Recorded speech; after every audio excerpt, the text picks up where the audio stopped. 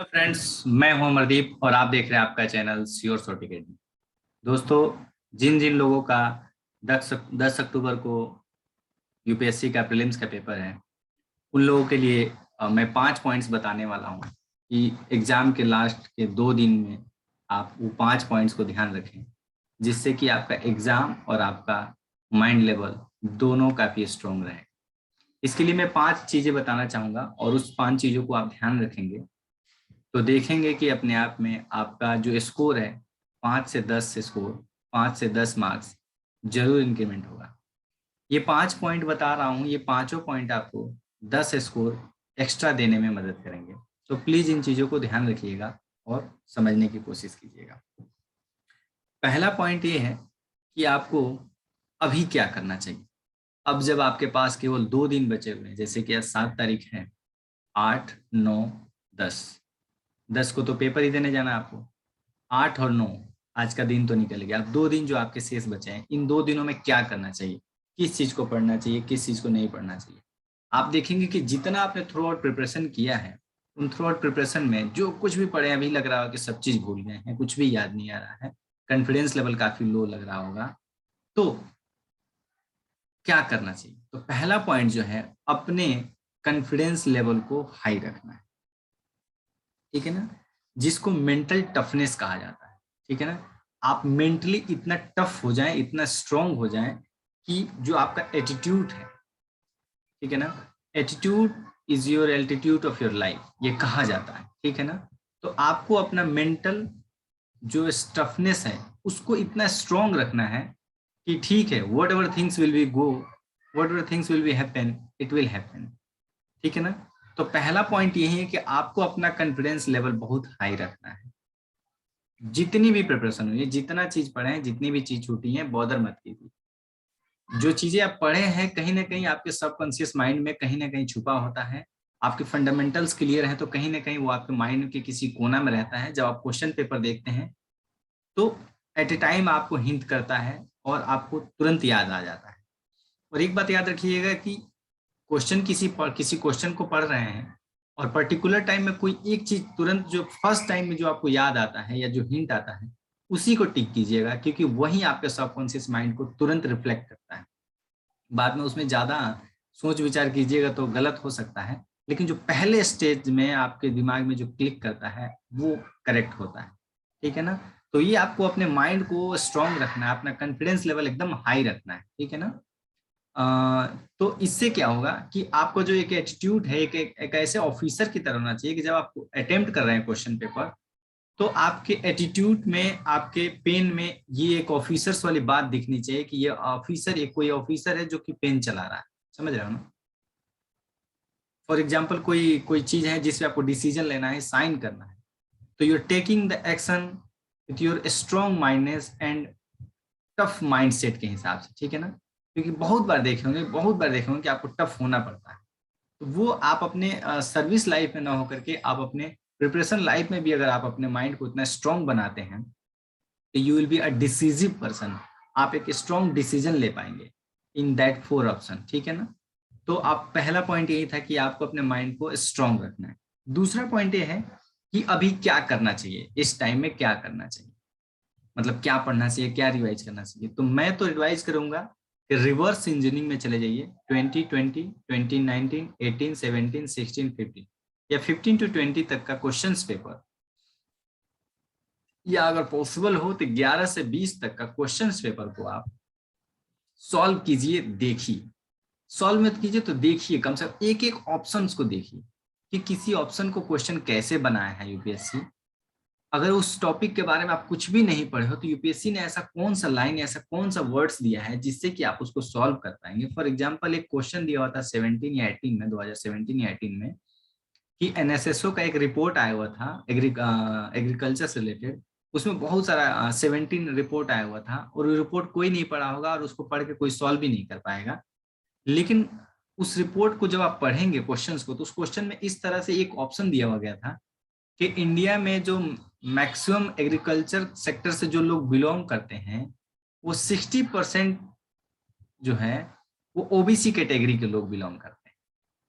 तो ये तो फैक्चुअली इनकरेक्ट स्टेटमेंट है, क्योंकि हमारे पूरे इंडिया में ओबीसी कैटेगरी के लोग एग्रीकल्चर में डोमिनेटिंग नहीं है, और 60% तो एग्रीकल्चर ओबीसी है ही नहीं। तो वो एग्रीकल्चर एक्टिविटीज में पार्टिसिपेट कैसे लेंगे? तो इसका मतलब ये हुआ कि ये क्वेश्चन आपको नहीं आता है, तो भी आप इस क्वेश्चन को अगर ध्यान से समझ रहे हैं, प्रीवियस ईयर क्वेश्चंस को देख रहे हैं, तो इससे आपको ये पता चल रहा है कि इन क्वेश्चंस को आपको कहीं ना पढ़ने की जरूरत थी, ना याद करने की जरूरत थी, ना समझने की जरूरत थी। आपको स्पॉन्टेनियसली उस चीज को समझना था और अपने जो फंडामेंटल्स आपके क्लियर्स हैं उनके बेसिस पे इस क्वेश्चंस को सॉल्व करना था। तो मैं यही कहूंगा कि जो दूसरा पॉइंट ये होगा, प्रीवियस ईयर क्वेश्चंस के एक एक ऑप्शंस को देखिए, और पॉसिबल हो तो जो उनके आंसर हो उनके ऑप्शन के उस आंसर को अच्छे से याद कर लीजिए। 2-3 स्टेटमेंट हो तो उनको अच्छे से याद कर लीजिए, समझ लीजिए, इंटरनलाइज कर लीजिए अपने आप में। जैसा कि मैं हमेशा कहता हूँ कि सब चीज आपको एग्जाम के टाइम में याद नहीं आएगा, लेकिन अगर कोई चीज पढ़े हैं और उसको अपनी पर्सनालिटी में इनकलकेट कर लिए हैं, इंटरनलाइज कर लिए हैं, सब्जेक्ट की अंडरस्टैंडिंग को फील कर लिए हैं, तो जो आप ऑप्शन में जब एग्जाम में जाके सॉल्व करोगे तो बहुत सारे प्रीवियस ईयर क्वेश्चंस के ऑप्शंस ही आपको हेल्प कर देते हैं बहुत सारे क्वेश्चन को एलिमिनेट करने में। ठीक है ना? तो जो लास्ट के टाइम है, आप कुछ भी मत पढ़िए, मॉडर्न हिस्ट्री, पॉलिटी, ज्योग्राफी, कुछ भी मत पढ़िए। 11 से 20 तक के क्वेश्चंस पेपर को अगर आपके पास है, उन क्वेश्चंस पेपर को एक एक क्वेश्चन के एक एक ऑप्शन को 1 2 3 जैसे दिया जाता है, एक एक को जाके आप एनालिसिस कीजिए, समझने की कोशिश कीजिए, और इस पे 2 दिन अपना केवल अपना गुजारिए, कुछ भी नया मत पढ़िए। देखिएगा 20 to 30 मार्क्स आपके 10 से 15 क्वेश्चन ऐसे होंगे जो कि आपके इन एनालिसिस के बेसिस पे सॉल्व होंगे। ठीक है ना? और इससे आप एक चीज और देखना है कि बहुत सारे क्वेश्चन होंगे जो यूपीएससी इस तरह से दिया रहता है, जिसमें वो अपने आप में कुछ हिंट्स दिया रहता है, कुछ ऐसे बात कही रहती हैं। जैसे इंटरनेट ऑफ थिंग्स पे एक क्वेश्चन आया हुआ था, तो उस क्वेश्चन को अगर आप पढ़ेंगे पूरा तो समझ में आएगा कि पूरा पढ़ने के बाद ये क्वेश्चन काफी इजीली सॉल्व होता है। तो प्रीवियस ईयर क्वेश्चंस को आप देखें, मेरा एडवाइस यही रहेगा, कुछ भी नहीं पढ़े, कोई नोट्स नहीं पढ़े, जितना पढ़े हैं वो आपके माइंड में चला गया है, आपके दिमाग में कहीं ना कहीं स्टोर है। तो प्रीवियस ईयर क्वेश्चंस को देखें, एग्जामिनर को एग्जाम के माइंड को समझने की कोशिश करें। ठीक है ना? वैसे तो मैंने अपना पूरा का पूरा कोर्स और मॉड्यूल जो डिकोड किया हुआ है, डिजाइन किया हुआ, जो आप लोगों को मैं गाइडेंस करता हूँ, तो प्रीवियस ईयर क्वेश्चंस के बेसिस पे ही करता हूँ। लेकिन एट द लास्ट मोमेंट जिन लोगों ने मेरे वीडियोस बाकी नहीं देखे या मेरे वेबसाइट को विजिट नहीं किए हैं, उन लोगों को मैं यही एडवाइस करूंगा कि 11 से 20 तक के क्वेश्चंस पेपर के एक एक ऑप्शन को बस ये 2 दिन देखिए, आपका स्कोर 20 से 30 मार्क्स एक्स्ट्रा हो जाएगा, मैं बता रहा हूँ। और आप लोग पेपर के बाद मेरे से इस बात को जरूर डिस्कस कीजिएगा, और पॉसिबली हो तो आज ही या कल मैं 1-2 पेपर सॉल्व करके आप लोगों को यूट्यूब पे डालता हूँ, उसको देखिएगा। तीसरा नंबर में आपको क्या करना है, डोंट थिंक, आपको कुछ भी नहीं सोचना है कि एग्जाम के बाद क्या होगा, सिलेक्शन होगा कि नहीं होगा, क्या रिजल्ट होगा, उसके बाद मेंस का क्या करना है, ऑप्शनल का क्या करना है, कुछ भी नहीं सोचना है। ठीक है ना? कुछ भी नहीं सोचना है। अगर किसी के यहाँ कोई डेथ भी होता है ना, तो 2 5 10 महीने दिन तक कोई वहां पे मातम रहता है, लोग परेशान रहते हैं, खाना नहीं खाते हैं, टेंस रहते हैं, लेकिन महीने 2 महीने बाद सब चीज नॉर्मल हो जाता है। तो वैसे ही आपको कुछ भी नहीं सोचना है इस एग्जाम के लिए कि क्या होगा क्या नहीं होगा, कुछ भी निगेटिविटी अपने माइंड में नहीं लाना है। जो भी होगा बेहतर होगा, अपना बेस्ट परफॉर्मेंस दीजिए, क्योंकि इधर उधर कुछ भी सोचेंगे तो वो आपका जो फोकस है, आपका जो कॉन्फिडेंस लेवल है वो डाउन होगा। इसलिए कुछ भी नहीं सोचना है। मैं आप लोगों के सामने एक एग्जांपल हूँ कि 8 अटेम्प्ट फेल होने के बाद भी इतनी एनर्जी और कॉन्फिडेंस के साथ आपके पास बैठा हूँ, क्योंकि यूपीएससी की जर्नी में जो प्रिपरेशन में आप सीखते हैं वो अपनी एक पर्सनालिटी कल्टिवेशन का एक पार्ट हो जाता है। आप पर्सनालिटी आपकी कल्टिवेट हो जाती है, और personality become such mature that you can handle in your sorrow and your happiness all together। आप अपने सुख और दुख को एकदम समान रूप से एक्सेप्ट करते हो और उसको फील करते हो। ठीक है ना? जैसे कि आप लोग मेरे देख रहे हैं बैकग्राउंड में, जो अभी मैंने वॉलपेपर लगा रखा है, या जो मेरा बैकग्राउंड दिखा रहा है आपकी वीडियो में, उसमें देखिए 3 चीजें लिखी हुई हैं कि एक्शन इज द फाउंडेशनल की टू ऑल सक्सेसेस, कि आपको एक्शन लेना होगा। देखिए इसमें एक टब में कितनी सारी मछलियां पड़ी हुई हैं, कितनी सारी मछलियां पड़ी हुई हैं, उसमें से भीड़ में सब बैठे हुए हैं, लड़ रहे हैं, झगड़ रहे हैं, इतनी छोटे से कदम। एक मछली है जिसने एक्शन लिया और देखा कि दूसरा वाला जो एरिया है वो कितना खाली है, उसमें पूरा पानी एकदम खाली है, कोई नहीं है, और उसने एक्शन लिया, छलांग लगाई और दूसरे जाके टब में गिरने ही वाली है। तो इसीलिए कहा था कि एक्शन इज द फाउंडेशनल की टू ऑल सक्सेस। आपको एक्शन लेना होगा, ठीक है ना। अभी आपका टाइम केवल एक्शन लेने का है, कुछ भी सोचने का नहीं है। So don't bother about anything else, ठीक है ना। और एक चीज, दूसरा लाइन उसमें क्या लिखा है, imperfect action is better than perfect in action. कोई ऐसा एक्शन लेते हैं जो भले परफेक्ट नहीं हो, लेकिन वो एक्शन लेना जरूरी है rather than taking no action. And last में देखिए कितनी अच्छी बात लिखी हुई है, जो कि मेरे मेरे लाइफ को काफी इंडिकेट करती है। Success consist of going from failure to failure without loss of enthusiasm. बिना एनर्जी और बिना कॉन्फिडेंस के खोए हुए लगातार फेलियर टू फेलियर को फेस करना ही सक्सेस होता है। तो ये मत सोचिए कि आपका पहला अटेम्प्ट है, दूसरा अटेम्प्ट है, चौथा अटेम्प्ट है, या नहीं होगा तो क्या होगा, कुछ भी नहीं सोचना है आपको। You have to just put your action. आपको एक्शन लेना है। बहुत लोग होता है कि 2 दिन पहले तक ये कंफ्यूज रहते हैं कि वो पेपर छोड़ दें, सोचते हैं कि हम लोग एग्जाम नहीं दें, अगले अटेम्प्ट में दें। ऐसा कुछ भी नहीं करना है, ठीक है ना। And the fourth option and fourth जो मैं बात बताना चाहूंगा कि जितने भी क्वेश्चन हैं, रीड ऑल क्वेश्चंस। कोशिश कीजिए कि सारे के सारे क्वेश्चंस को पढ़ें जरूर, क्योंकि जैसे मैंने बोला एक क्वेश्चन था इंटरनेट ऑफ थिंग्स पे, इतना बड़ा पैसेज में क्वेश्चन दिया होता, मैंने पहले अटेम्प्ट में उसको पढ़ा ही नहीं। जब दूसरे अटेम्प्ट मैंने सॉल्व करने आया, मैंने कहा बाप रे कितना बड़ा क्वेश्चन पूछा है। क्वेश्चन इतना बड़ा था और उसको जो आप पढ़ेंगे तो आपको लगा ये तो इससे इजी क्वेश्चन हो ही नहीं सकता। वो इतना बड़ा भाषण दिया हुआ था कि कोई आदमी उठता है, उसकी गाड़ी ऑटोमेटिक चलती है, बिजली अपने आप चल जाती है, उस अपने आप उसका लैपटॉप मोबाइल सब चीज चार्ज होने लगता है, म्यूजिक बजने लगता है, ये चीजें होती हैं। उस गाड़ी जब चलाता है तो गाड़ी अपने आप चलती है। ये सब किस चीज पे डिपेंडेंट है, किस चीज को इंडिकेट कर रहा है। इट वॉज से इंटरनेट ऑफ थिंग्स की इंटरनेट से सारी चीजें अपने आप ऑटोमेटिक चल रही है। इतना इजी क्वेश्चन था, तो इसलिए मैं कर रहा हूँ कि रीड ऑल क्वेश्चंस, चाहे आपको टफ लगे चाहे इजी लगे, क्वेश्चंस को खूब ध्यान से पढ़ें, हर एक क्वेश्चंस को पढ़ें। कहीं ना कहीं यूपीएससी जानता है कि इस इंसान, किसी भी इंसान के लिए 100 क्वेश्चंस का एग्जैक्ट आंसर याद कर पाना या रख पाना पॉसिबल नहीं है। तो उस तरह से क्वेश्चंस को ही वो फ्रेम करते हैं कि आप अगर प्रेजेंस ऑफ माइंड लगाते हैं, अपने कॉमन सेंस को यूज करते हैं, अपने पीस ऑफ माइंड को मेंटेन रखते हैं, तो आप उन 100 में से 60 to 70 क्वेश्चंस को इजीली कर पाएंगे, जिससे कि आप एग्जाम के कट ऑफ को क्रैक कर सकें। सो चौथा पॉइंट ये था कि read all questions very much carefully, ठीक है ना। एंड द लास्ट जो मैं बात कहना चाहूंगा वो यही कहूंगा कि sleep well and eat well. खूब अच्छे से सोएं, इन 2 दिनों में खूब अच्छे से सोएं और खूब अच्छे से खाएं। खूब बढ़िया खाना खाएं, हेल्दी फ्रूट्स खाएं, जूस पिएं, दूध पिएं, खाना प्रॉपर खाएं, मन का खाना खाएं, खूब ढंग का खाना खाएं। अगर बाहर रहते हैं तो किसी अच्छे रेस्टोरेंट में जाके हेल्दी खाना लेके खाएं। 100, 150, 200 रुपये लगते हैं, खाएं।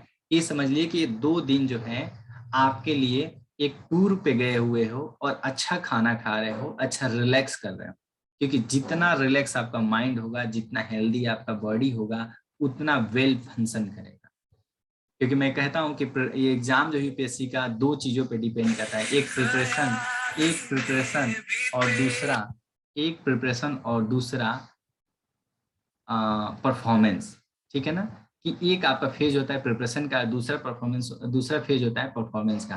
तो प्रिपरेशन वाला फेज आपका निकल गया, आपने पूरी साल तैयारी कर ली। अब परफॉर्मेंस की बारी आ रही है कि आप अच्छा परफॉर्म कर रहे हैं कि नहीं। And to perform well your mind, your health should be very good. तो आपको अच्छे से सोना है, अच्छे से खाना है, छोड़ दीजिए जो कुछ भी आपने पढ़ा करा नहीं करा, अच्छे से जाइए खाइए और उसके बाद से आके प्रीवियस ईयर क्वेश्चंस को देखिए और खूब आराम की नींद लीजिए। मैं बता रहा हूँ कि ये 5 चीजें जो मैंने बताए आपको, वो काफी हेल्प करेगा आपको एग्जाम में अच्छा स्कोर करने के लिए। समराइज कर दूं लास्ट में मैंने कि 5 पॉइंट कौन कौन बोले। पहला पॉइंट मैंने बोला कि अपने माइंड को स्ट्रांग रखना है, टफ रखना है, कॉन्फिडेंस में रहना है, ठीक है ना।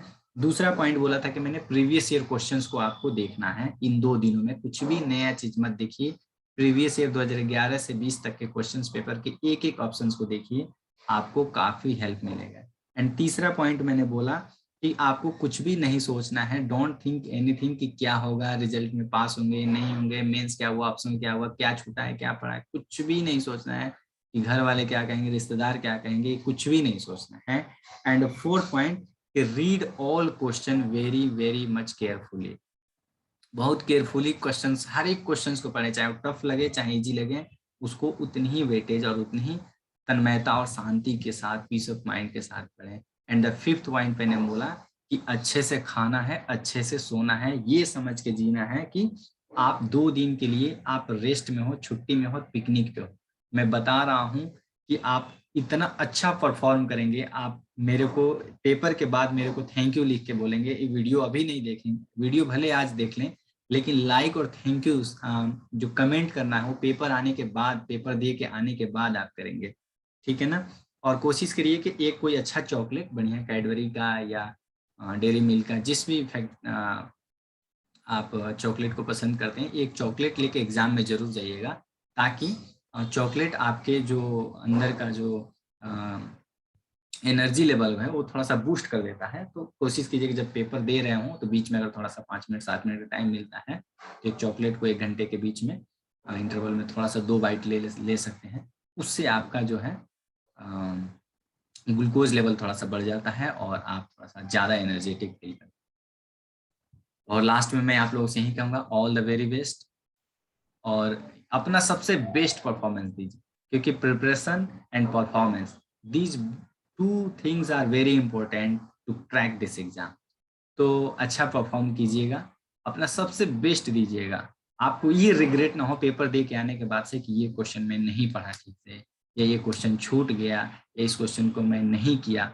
रिग्रेटनेस नहीं होनी चाहिए। बेस्ट परफॉर्मेंस देने के लिए आप अपना बेस्ट अपना एफर्ट्स जो है वो देना है पेपर के, ठीक है ना।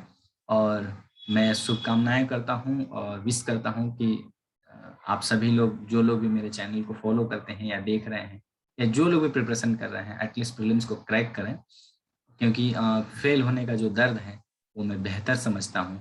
और पिछले 8 सालों में लगातार फेल होने के बाद भी मैं दर्द तो सहा हूँ, बट उस दर्द ने मुझे काफ़ी स्ट्रॉन्ग बना दिया है। और मैं आप सबके लिए दुआ करूँगा कि आप सभी लोग प्रीलिम्स पास हों। एंड बस इस वीडियो में इतना ही कहना चाहूँगा।